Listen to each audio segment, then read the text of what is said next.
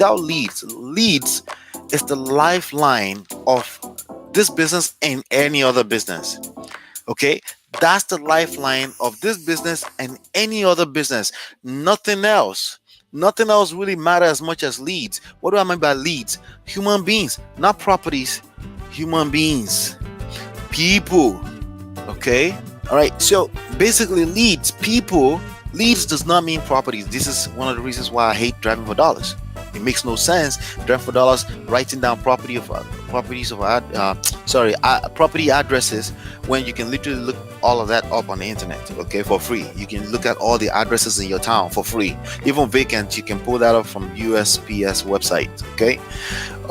So it makes no sense driving around for dollars for that. It makes zero sense. No, I know the excuse. Oh, yeah, people are not gonna get to it before you. You're lying to yourself. People will, and they always will. Okay, especially when you're dwelling on one house. Okay, but if you understand data, which I've been talking about heavily lately, then you understand that you need to get through data fast.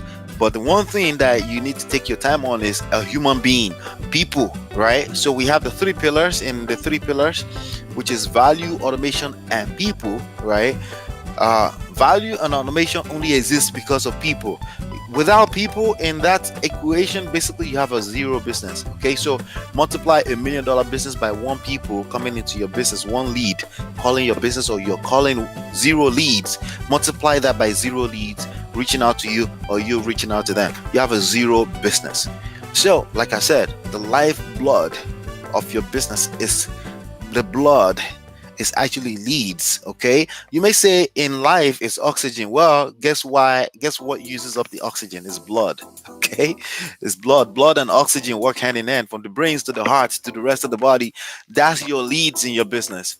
Okay, so just keep that in mind. So if you can generate that in any market, right, if you can generate leads in any market, which obviously you can do from anywhere in the world, then you can do business in any market.